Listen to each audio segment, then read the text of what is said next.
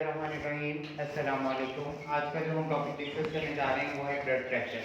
कि what is blood pressure. सबसे पहले हमें ये बताना चाहिए कि ब्लड प्रेशर है क्या। ब्लड मीन क्या है?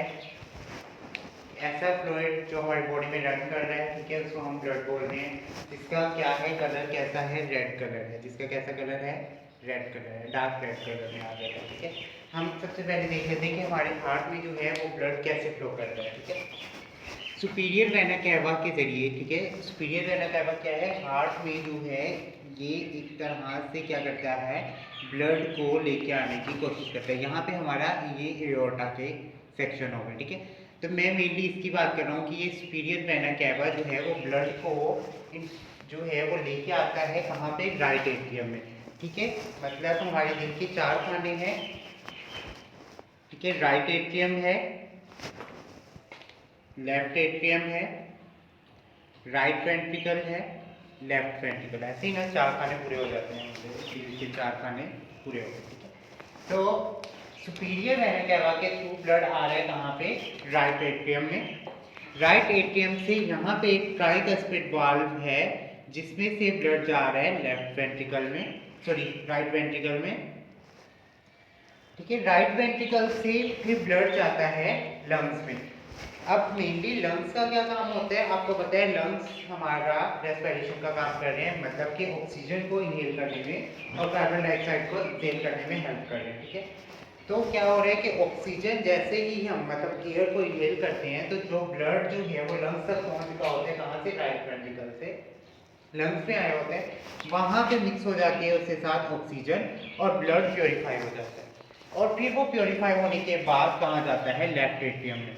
लेफ्ट एट्रियम से वो कहाँ जाता है, लेफ्ट वेंट्रिकल में। कौन से वॉल के जरिए, बाइकस्पिड वॉल के जरिए, ठीक है। 2 कवाड़।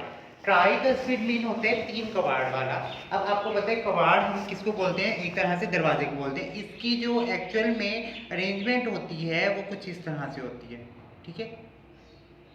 ये है ट्राइकस्पिड वाल्व। और डाहा जो है बाइकस्पिड वाल्व कैसा होता है, ऐसा होता है, ठीक है।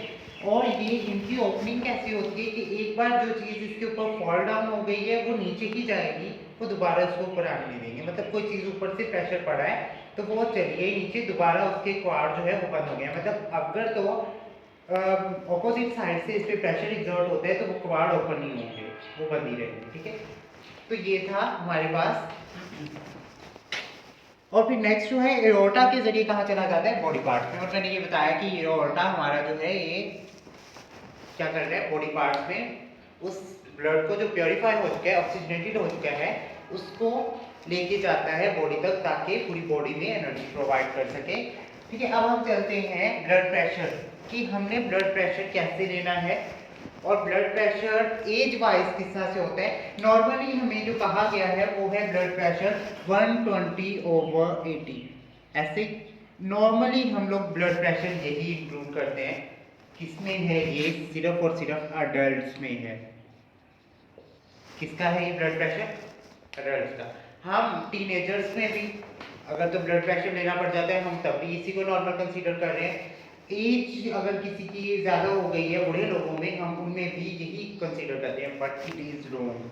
टुडे जो है हमें पता चलेगा कि नॉर्मली हमने किस किस एज का बीपी किस किस तरह से लेना है, और वो हम आज डिस्कस करेंगे, ठीक है। ब्लड प्रेशर क्या है, ब्लड प्रेशर में एक होता है सिस्टोलिक, एक होता है डायस्टोलिक, ठीक है। तो सिस्टोलिक क्या होता है, पहले हम समझ लेते हैं कि सिस्टोलिक क्या चीज़ है। सिस्टोलिक बेसिकली जो है आर्टरीज में प्रेशर की काउंट है जब आपका हार्ट बीट कर रहा है। और आपको पता है हार्ट जब बीट करता है तो वो साउंड देता है लब डब का, ठीक है, ये साउंड देता है। अब क्या हो रहा है कि सिस्टोलिक का आपको पता चल गया कि आर्टरीज में प्रेशर को हम क्या बोल रहे हैं, सिस्टोलिक बोल रहे हैं। अब डायस्टोलिक क्या होता है कि जब जो है आपका हार्ट जो है लब से डब के साउंड में आ रहा है, इस दौरान का जो रेस्ट है वो क्या है, डायस्टोलिक है, ओके। दोनों आर्टरीज के ही प्रेशर हैं, लेकिन फर्क सिर्फ क्या है कि सिस्टोलिक में हम वो प्रेशर ले रहे हैं जो आर्टरीज में बन रहा है, मतलब कि लब का साउंड दे रहा है, डब का साउंड दे रहा है। लेकिन डायस्टोलिक क्या है, जो इसके दरमियान का हल्का सा वक्फा है हम उसको मेजर करने को क्या बोलते अच्छा जी, एक और चीज मैं यहाँ पे क्लियर करता जाऊँ, हम लोग क्या करते हैं, सुपीरियर वेना कैवा एक होती है इंफीरियर वेना कैवा, ये दो चीजें होती हैं, है ना। अब ये दो चीजें क्या होती है, तो अक्सर लोग समझते हैं कि सुपीरियर वेना कैवा सिस्टोलिक देता है, इंफीरियर वेना कैवा डायस्टोलिक देता है, तो ऐसा नहीं है। सुपीरियर वेना कैवा हमारा जो है अपर बॉडी से सारा ब्लड लेके हार्ट में जाता है, मतलब कि डीऑक्सीजनेटेड ब्लड लेके वो जाता है। इंफीरियर वेना कैवा क्या कर रहा है, हमारी बॉडी का जो डाउन बॉडी पार्ट है उसका सारा ब्लड लेके हार्ट तक आ रहा है। इट मींस ये नहीं है कि ये सिस्टोलिक दे रहा है और ये डायस्टोलिक दे रहा है, ऐसा नहीं है, इट इज टोटली रॉन्ग, ठीक है। तो मतलब कि ये एक ही पाइप जो है कनेक्टेड होता है, यहाँ पे ये इसका इंफीरियर वेना कैवा कनेक्ट होता है, ठीक है मेनली।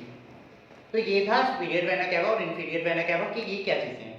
सुपीरियर मीन ऊपर, इंफीरियर मीन डाउन, ठीक है। तो ये नेक्स्ट अब हम चलते हैं कि एज वाइज हमने ब्लड प्रेशर को कैसे लेना है। देखिए ब्लड प्रेशर लेने का फॉर्मूला एक्चुअली क्या है कि आपने जो है, अगर तो फैटी है, अगर तो कोई पर्सन फैटी है मींस कि वो हेल्दी है, तो उसमें क्या करना है, आपने 100 लेना है आपका डिजिट, उसमें उसकी एज अप्रोक्सीमेटली प्लस कर देनी। अब देखिए, आप जब एक डॉक्टर पेशेंट से पूछता है कि जब भी स्लिप बनाते हैं तो वो पूछते हैं उससे उसकी एज, ठीक है, उसी टाइम पे उसकी कैलकुलेशन स्टार्ट हो जाती है। लाइक अगर आपके पास कोई पेशेंट आया 20 का, ठीक है, तो नॉर्मली आपका कितना बन गया, उसका सिस्टोलिक प्रेशर 120 बन गया, ठीक है। एज हमने क्या लिखी है इसकी, 20 लिखी है, एज क्या लिखी है हमने, 20 लिखी है। अब क्या हो गया, ये हमारा सिस्टोलिक प्रेशर हो गया। अब हमने इसका डायस्टोलिक प्रेशर कैसे निकालना है, वो हम निकालेंगे इसका 75% करके, ठीक है। मतलब कि इसका 75% अब 120 का कितना बनेगा, 75 तो 100 का बन गया, 20 का हम लोग अप्रोक्सीमेटली 75 अगर निकाल रहे हैं तो 5 मतलब कि 80 हमारा इसका क्या बन गया। ये एक्चुअल में 79.9 समथिंग बन रहा है, तो अप्रोक्सीमेटली 80 हो जाता है, ठीक है। तो वही है। तो अब ये किसका निकला है, अडल्ट का, किस एज में, 20 एज में। अब हम एक ले लेते हैं कि मेरे पास एक और हेल्दी और फैटी पर्सन आया है, ठीक है, उसकी एज है 25। अब उसकी एज कितनी हो गई, 25। अब आपने क्या किया, 100 में उसको कैलकुलेट किया 25 को, तो ये टोटल हो गया 125। अब ये इसका क्या था, सिस्टोलिक प्रेशर। अब हमने डायस्टोलिक प्रेशर निकालना है, तो हम कैसे निकालेंगे। अब देखो, आपने इस 125 का 75 कर लेना है, मतलब इसका 75% निकाल लेना है, तो वो कितना बन जाएगा, 83 समथिंग बन जाएगा या 82 पॉइंट समथिंग बन जाएगा, ठीक है। तो इस तरह से इनकी एज कैलकुलेट करनी है। अब मैंने ये बता दिया आपको हेल्दी पर्सन के लिए। अब हम बात कर लेते हैं कि अगर कोई स्लिम स्मार्ट सा पर्सन आ गया, उसको बीपी का हम लोगों ने कैसे मेजरमेंट करनी है, उसके लिए देख लेते हैं। स्लिम पर्सन के लिए, ठीक है, उसके लिए आपने क्या करना है, 90 का डिजिट अपने माइंड में रख लेना है।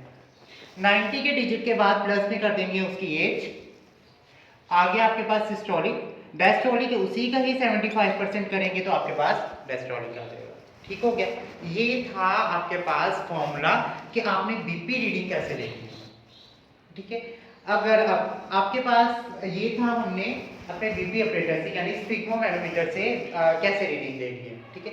अगर आपके पास आ गया है एक ऐसा मरीज, अब आपके पास स्फिग्मो नहीं है, आप उसकी पल्स लेके आप आइडिया लगा रहे हो कि उसका बीपी रेट ज़्यादा है या कम है, तब आप क्या करें, उसकी पल्स लेने के बाद ऑल्दो कि अगर उसकी, मतलब हम सपोज करते हैं कि उसकी हार्ट बीट जो है वो बहुत ज़्यादा हाई है, हाई हार्ट बीट के साथ अब आपको क्या, बीट बहुत ज़्यादा लग रही है, अब आप कैसे आइडिया करोगे कि इसका बीपी हाई है या लो है। मे बी उसकी हार्ट बीट तेज हो लेकिन बीपी लो, तब आप क्या करेंगे, अब आपके पास एक्चुअल रीडिंग नहीं आई, अब आप मेनली किस पे वर्क कर रहे हो, हार्ट बीट पे, कि इसकी हार्ट बीट तेज है, आइडिया देन आपको लग रहा है कि इसका बीपी हाई है, लेकिन एक्चुअल में उसका बीपी शायद हाई ना हो और आपकी डोजेज गलत साबित हो रहे हैं। तो आपने क्या करना है, प्रॉपरली रेस्ट में जाके जब आप उसकी पल्स लेंगे तो आपको जो बीट के दौरान का फर्क महसूस होगा, वो फर्क मतलब कि जो मैंने अभी आपको साउंड बताया कि लब डब के साउंड के दरमियान जाके जब आप उसका प्रेशर नोट करोगे तो वो एक्चुअली आपको बीपी आइडिया देगा।